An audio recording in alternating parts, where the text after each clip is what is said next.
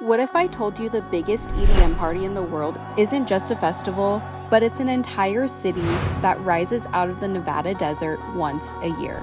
With over 500,000 ravers, 16 stages, 3 nights of fireworks, and some of the most over-the-top stage production, EDC Las Vegas stands as a festival icon. But it's more than lasers and bass drops. It's a culture, a community, and a world of its own. We're going beyond the lineup to explore how EDC became the mecca of electronic dance music.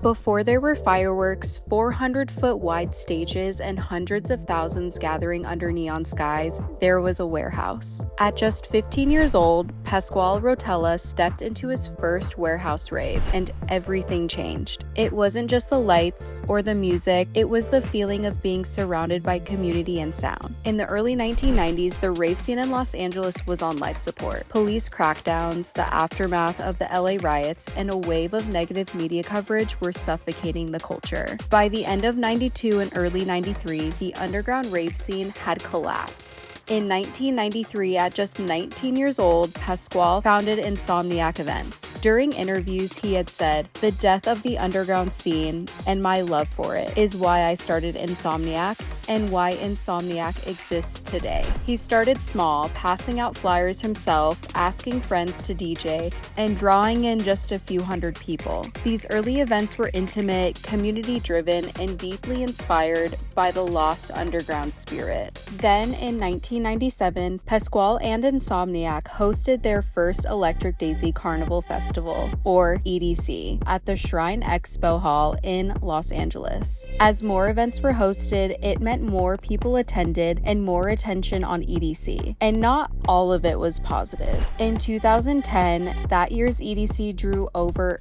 180,000 people, which was a massive leap forward. But after a tragic incident, Insomniac faced major challenges with city ordinances and public scrutiny. Pasquale knew it was time to move on.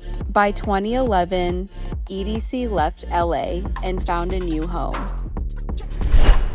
When EDC moved to the Las Vegas Motor Speedway in 2011, it didn't just find a new home, it created an entirely new universe. The Speedway is a massive 1,200-acre venue just north of the Las Vegas Strip. By day, it's a NASCAR track, but every May it transforms into something entirely different. With the help of hundreds, even thousands of workers, engineers, artists, and crews arriving in the desert to build the biggest dance festival in North America. It takes around 1 month to set everything up and nearly 2 weeks to take it all down. So for a festival that scale, you're probably wondering what exactly gets built. Over 16 stages, carnival rides, massive art installations scattered across the venue, a fully functioning wedding chapel, food courts, merch booths, shaded chill zones, art cars, and of course, the buzzing world of Camp EDC.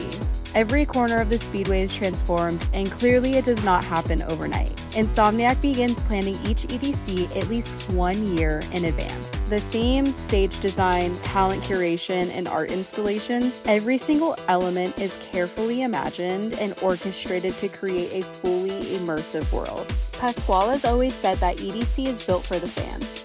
From the smallest art piece to the largest fireworks show, everything is designed to help people reconnect with music, with each other, and with themselves. He calls them the headliners and believes they are the most important part of the show. He's made it a mission to keep the spirit of plur, peace, love, unity, and respect, which I'll definitely dive into deeper, alive at the heart of the festival. He says, "I want people to be able to check their problems and worries at the door." And for 3 nights every May, that's exactly what happens. With hundreds of artists across every genre, house, techno, dubstep, trance, hardstyle, D&B, and more, each stage is carefully curated to create its own journey, sound, and story. From the laser-drenched energy of Circuit Grounds to the earth-shaking dubstep of Bass Pod, techno of Neon Garden, no 2 stages really feel the same. Everywhere you turn, there's something to feel, explore, and get lost in. It's a non-stop journey through imagination and sound that each person can discover for themselves. From the very beginning, the stages at EDC have been more than just platforms for music, they've been immersive experiences in themselves. As EDC grew from a small gathering into the festival we know today, the stages evolved into some of the most elaborate, jaw-dropping creations in the world of live events. When the first Insomniac EDC debuted in 1997 at the Shrine Expo Hall, it was a humble setup, a single stage far from what we see today, but even then, Pasquale and his team understood the power of spectacle. From the start, his vision for each stage was not just about music, it was about creating a world that matched the sounds and energy of the festival. The team at Insomniac works closely with designers, architects, and engineers to bring those stories to life, often months and years in advance. Marshall, who's the head of creative development at Insomniac, has played a pivotal role in this transformation. She describes their work as translating Pasquale's vision into reality. The earliest milestones in this evolution came in 2012 when Pasquale envisioned a stage that didn't just look cool, but told a story. And the team was ready to bring that vision to life.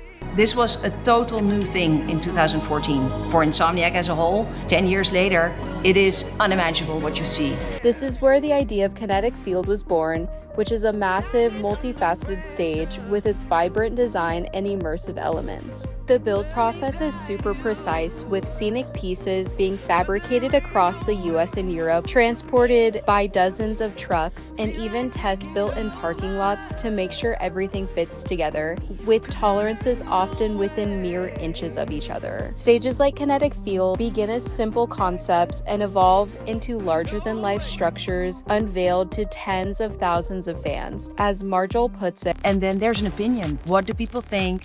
Do they love it? Do they understand it? Are they happy with it? Because that's in the end what you want to create, people. You want to create a memorable moment. Again, the heartfelt connection, that message that we want to relay. And do the headliners grasp the message? Do they feel it? Over the years, the stages have evolved, with each one reflecting different themes from growth, transformation, and renewal. After kineticFIELD's debut, Insomniac continued to push boundaries with themes like kinetic love, kinetic energy, and kinetic bloom. We just finished the trilogy of our stages. We really wanted to celebrate the story of growth, because every person grows in their life, but you cannot grow if you're not Zen. So when we are Zen first, so that was our Zen owl, we came into a piece of calm, a piece of rest. When you're rested, you can start to bloom. So we created the beautiful bloom. And then when you're in full bloom, you can share that with others so you can be fully awake. Last year's theme in 2024 was Kinetic Circle. This concept celebrated the idea that everything in life eventually comes full circle, drawing inspiration from the significance of circles and even referencing the beloved 2014 cathedral stage design. Another incredible example of stage artistry is the 2019 stage design. This stage featured two massive inflatable heads that framed the stage. And yes, I did say inflatables. These were actually created by the team at Airworks that specializes in large-scale inflatable art. This piece was inspired by Gaia, the Greek goddess of Earth. If you've seen any footage from EDC, chances are it's of the Unreal fireworks shows. And it's not just one show, it's three, one for each night. Each of these shows are perfectly synced with a soundtrack and fired from over 250 launch pads across the Speedway, with over 3,000 shells launched each night. No matter where you're standing, you're totally surrounded by color and sound. 6 to 7 minute shows, time-coded to different music. Might be 18 minutes worth of fireworks that you see, but it's probably 7 months getting everything we want to see in the right order with the right drops on the music. I will always remember being at EDC for the first time. I've seen footage of the fireworks, but seeing them in person was truly something else. The way the fireworks lit up the night sky just left me speechless, and I could not believe my eyes. It was like time truly stood still, and seeing everyone stop in their tracks, moving from stage to really be in the moment was something I will never forget. But fireworks are just one part of the sensory experience. EDC stages are packed with massive flame effects, especially at bigger stages. And these really aren't for show. You can totally feel the heat of 30-foot fireballs explode in sync with drops. EDC is definitely known for its larger stages and the spectacle, but it's definitely the little unexpected corners that create some of the festival's most unforgettable memories. For example, the EDC Wedding Chapel. Every year, couples from all over the world come to get married, renew their vows, or just have a spontaneous Vegas-style ceremony. It's fully themed, staffed with officiants, and often includes surprise guest performers. Some people plan it for months, and others plan it in the moment. And if you're not ready to tie the knot, you can always gamble your luck at Candy Casino, another fan favorite hidden gem in downtown EDC. This is a rave-inspired twist on a classic Vegas casino. No cash, no chips. The currency, it's candy. Ravers can make and trade bracelets while meeting new people or making memories together. Another important piece of EDC is, of course, Camp EDC. Around 40 to 50,000 ravers come in early to stay in preset shift pods or RVs, turning the Las Vegas Motor Speedway into a temporary rave city. It takes about 5 weeks to build Camp EDC from the ground up, and the scale is wild. Insomniac actually holds the Guinness World Record for the largest artificial turf installation in history. It's over 3 million square feet, which is the equivalent of more than 52 football fields. Once you're in, there's also a giant pool party every day, yoga and meditation sessions, roller disco, arts and crafts, and really anything you can imagine. Camp EDC really lives up to the festival's mantra, all are welcome here. At its core, EDC is more than just lights, stages, and sound. It really thrives on a simple yet powerful philosophy, PLUR. So like I mentioned before, PLUR stands for peace, love, unity, and respect. And it's really the foundation of all raves, from how people interact to how they show up for one another. There's no judgment, no barriers, just ravers sharing their love for music, art, and the experience itself. In many cases, most ravers are creating bonds with people they've never met before. But for those few days, you're really family. For me, EDC 2022 was my first major festival. Back when I was interning at Red Bull in college, I had the chance to experience Camp EDC for the first time. I was there with my team, sampling Red Bulls to campers before the gates had opened for the long weekend. It was really my first chance to experience what EDC was even like. And it was really incredible to see how excited everyone was to be there. And not just for the music, but for the community. I got to share the experience with some of my coworkers, many that had never even been to an EDM concert before,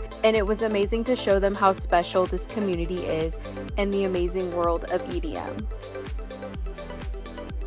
I'm sure you might even be thinking, hey, you know EDC isn't only in Las Vegas, right? And you're totally right. EDC did not stop in Vegas. Over the years, it's traveled around the world, from Mexico City and Orlando to China, Japan, and it's even going back to Korea. Each location adds its own cultural spark, but the core experience truly stays the same and shows that electronic music really is a universal language. As EDM continues to rise globally, there's always the risk of commercialization. Seasoned ravers have voiced concerns not necessarily about EDC itself, but about the broader rave scene. New ravers, changing behaviors, and sometimes a drift from the culture's original values. But raves are still where many people discover what community is really all about. That's where the principles of PLUR get passed down, and Insomniac continues to play a big role in keeping that spirit alive. So whether it's your first EDC or your 10th, it always ends the same.